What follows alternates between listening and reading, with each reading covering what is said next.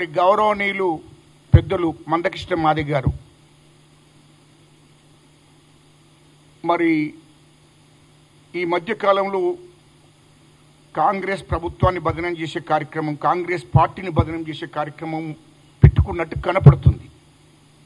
మందకృష్ణ మాదిగ గారి మీద నాకు గౌరవం ఉంది, ప్రేమ ఉంది.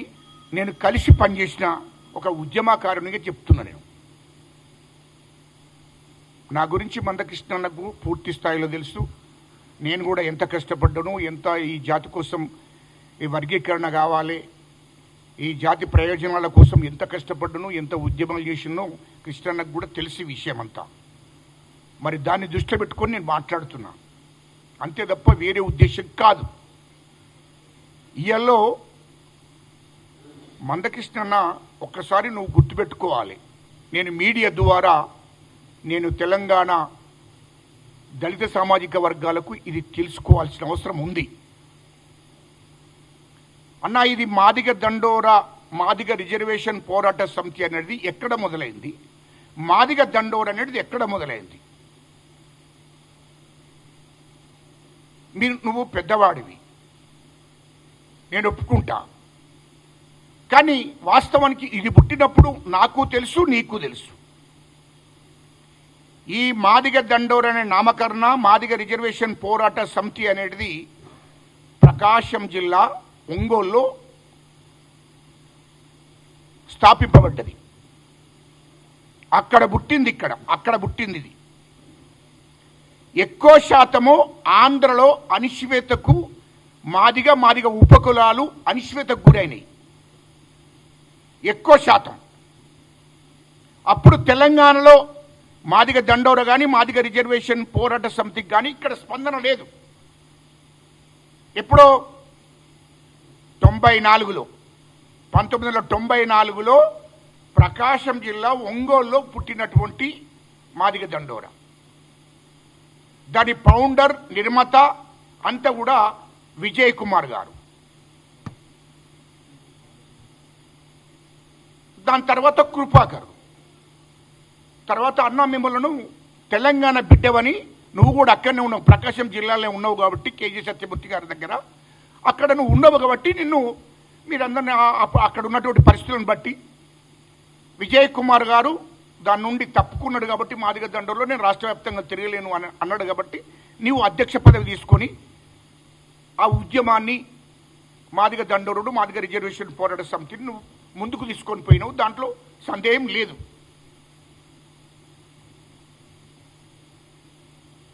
ఎందుకు ఇది ఆంధ్రలో పుట్టవలసి వచ్చింది అంటే పూర్తిగా అణిచివేతకు గురైనటువంటి ఈ జాతులు ఎక్కువ శాతం అణిచివేతకు గురైంది ఆంధ్రలోనే, తెలంగాణలో కాదు. ఆంధ్రలో మొదలైనటువంటి ఉద్యమం తెలంగాణ మొత్తం వచ్చే వరకు 1999-2000 సంవత్సరం అయింది. అక్కడనే బహిరంగ సభలు, అక్కడనే మీటింగ్లు అయినాయి. అవిటిని చూసి తెలంగాణలో ఉన్న మాదిగలు కూడా స్పందించారు, మాదిగ ఉపకులాలు స్పందించాయి. ఇది వాస్తవం. ఇది మీడియా మిత్రులకు నేను తెలియజేస్తున్నది, మీ ద్వారా ప్రజలకు కూడా తెలియాలి. అయితే ఇది 30 ఏళ్ల పోరాటంలో అటు ఆంధ్ర ఇటు తెలంగాణ మాదిగ ఉపకులాలు నష్టపోయినటువంటి జాతులందరూ కూడా రోడ్డు మీదకి వచ్చి ఉద్యమాలు చేశాయి. ఉద్యమాలు చేసుకుంటూ 30 ఏళ్ళు పోరాటం చేశారు. దానికి నువ్వు నాయకత్వం వహించడం దాంట్లో సందేహం లేదు. మందకృష్ణ మాదిగ అన్న సరే, ఎన్ని అడదొడుకులు వచ్చినాయి, ఎంతమంది చనిపోయారు వర్గీకరణ కోసం, ఎన్ని కుటుంబాలు నష్టపోయినాయి, ఎంతమంది జైలుకి వెళ్ళారు, ఎంతమందికి నష్టం జరిగిందో ఇది అందరికి తెలిసిన విషయమే, నేను కొత్తగా చెప్పడం అవసరం లేదు. అయితే ఈ వర్గీకరణ మాదిగ దండోరా మాదిగ రిజర్వేషన్ పోరాట సమితి ఉద్యమం చేస్తున్న తరుణంలో ఇది 99లో ఎవరు నిర్ణయం తీసుకున్నారు? చంద్రబాబు నాయుడు గారు వర్గీకరణ చేస్తానని చెప్పి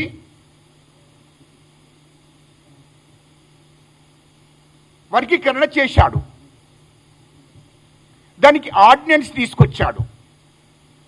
వర్గీకరణ చేశాడు. చేస్తే దానికి మాల సోదరులు కోర్టుకు పోయారు. దాంట్లో కోర్టులో కొట్టుడు పోయింది. ఆ విషయం పక్కకు పెట్టండి. కానీ ఇది ఎవరు చేశారో, చంద్రబాబు నాయుడు గారు ఆనాటి ముఖ్యమంత్రిగా ఉన్నాడు. ఆ ఆర్డినెన్స్ తీసుకొచ్చి మాదేలకు న్యాయం ఆ సంవత్సరం మాత్రం చేశాడు. దాంట్లో సందేహం లేదు. మరి ఈ 30 ఏళ్ళ తర్వాత సుప్రీంకోర్టుకు వెళ్ళింది. పంజాబ్ నుంచి వెళ్ళి పంజాబ్ అక్కడ ఉన్నటువంటి జమాత్ అంటే మాదిగలు, అక్కడ ఉన్నటువంటి ప్రభుత్వము మరి అక్కడ సుప్రీంకోర్టుకు వెళ్ళడం జరిగింది. దాంట్లో మనం కూడా యాడ్ అయినాం. సుప్రీంకోర్టు జడ్జిమెంట్ వచ్చాది. జడ్జిమెంట్ వచ్చినాక సుప్రీంకోర్టు జడ్జిమెంట్ ఏమని వచ్చింది, ఆయా రాష్ట్రాల్లో రాష్ట్ర ప్రభుత్వాలు ఈ నిర్ణయం తీసుకోవచ్చు, వర్గీకరణ చేసే అధికారం వాళ్ళకుంది. ఆయా రాష్ట్ర ప్రభుత్వాలు నిర్ణయం తీసుకొని వర్గీకరణ చెయ్యొచ్చు అని చెప్పి సుప్రీంకోర్టు తీర్పునిచ్చింది. తీర్పునిచ్చిన రోజే మన ముఖ్యమంత్రి రేవంత్ రెడ్డి గారు ఈ దేశంలో ఏ ముఖ్యమంత్రి కూడా చేయలే. అది గుర్తుపెట్టుకోవాలి కృష్ణన్న. ఈ విమర్శించే నాయకులందరూ కూడా గుర్తుపెట్టుకోవాలి సోదరులారా. కాంగ్రెస్ ప్రభుత్వాన్ని విమర్శించే అటువంటి వాళ్ళందరూ కూడా ముఖ్యమంత్రి రేవంత్ రెడ్డి గారిని విమర్శించే వాళ్ళందరికీ కూడా చెప్తున్నా నేను, విమర్శ చేసే ముందు ఆత్మవిమర్శ కూడా చేసుకోవాలంటున్నా. సుప్రీంకోర్టు తీర్పు ఇచ్చిన రోజే సేమ్ డే అసెంబ్లీలో ఉన్నాడు ముఖ్యమంత్రి రేవంత్ రెడ్డి గారు. వెంటనే అక్కడ చెప్పాడు, నేను వర్గీకరణ చేస్తున్నా, నిండా అసెంబ్లీలో ముఖ్యమంత్రి రేవంత్ రెడ్డి గారు ప్రకటించారు. మరి ఆ విధంగా బీజేపీ పాలిత రాష్ట్రాల్లో ముఖ్యమంత్రులు ఎవరన్నా ప్రకటించారా? పోనీ ఇటు ఆంధ్రకు పోతే చంద్రబాబు నాయుడు గారు అయితే మొదలు వర్గీకరణ ఆర్డినెన్స్ తీసుకొచ్చాడో మరి అయినా ప్రకటించాడా? అది చెప్పాలి కృష్ణ, నువ్వే దయచేసి నువ్వే చెప్పు. మరి ఎవరు ప్రకటించలేదే? కాంగ్రెస్ ప్రభుత్వము ఒక నిర్ణయం తీసుకున్నది. ముఖ్యమంత్రి గారు రేవంత్ రెడ్డి గారు ఒక నిర్ణయం తీసుకుని నిన్ను అసెంబ్లీలో సుప్రీంకోర్టు అక్కడ జడ్జిమెంట్ చెప్పగానే సేమ్ డే సేమ్ గంటలో జడ్జిమెంట్ అయిపోయింది. ఇక్కడ గంటలో నిర్ణయం తీసుకొని ప్రకటించాడు రాష్ట్ర ముఖ్యమంత్రి రేవంత్ రెడ్డి గారు. మరి అంత పెద్ద నిర్ణయం తీసుకున్న ముఖ్యమంత్రి రేవంత్ రెడ్డి గారిని నువ్వు విమర్శిస్తున్నావు, కాంగ్రెస్ ప్రభుత్వాన్ని విమర్శిస్తున్నావు అంటే అది సరి అయింది కాదు అని అంటున్నా నేను. ఆయన మాట ఇచ్చిన ప్రకారం అసెంబ్లీ తీర్మానం చేశాడు. అంతకుముందు క్యాబినెట్ తీర్మానం జరిగింది, అసెంబ్లీ తీర్మానం చేశాడు, వర్గీకరణ చేయడం జరిగింది.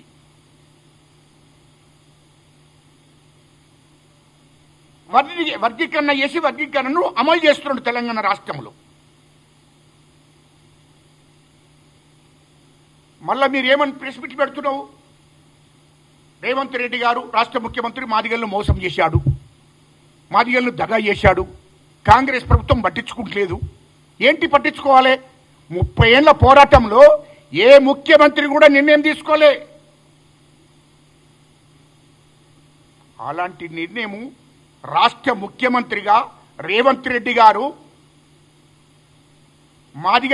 మాదిగల పక్షాన, మాదిగ ఉపకులాల పక్షాన నిర్ణయం తీసుకొని నేను వర్గీకరణ చేస్తున్నా చెప్పినటువంటి ఘనత రాష్ట్ర ముఖ్యమంత్రి రేవంత్ రెడ్డి గారికి దక్కుతుంది. దేశంలో ఏ రాష్ట్రాలు కూడా వర్గీకరణ చేయలేదు ఇప్పటి వరకు. కానీ తెలంగాణ రాష్ట్ర ప్రభుత్వం మా ముఖ్యమంత్రి రేవంత్ రెడ్డి గారు వర్గీకరణ చేశాడు. ఇలా రాష్ట్రంలో ఉన్నటువంటి మాదిగలకు, మాదిగ ఉపకులాలకు ఈ జాతులు బాగుపడడం కోసం వర్గీకరణ జరిగింది.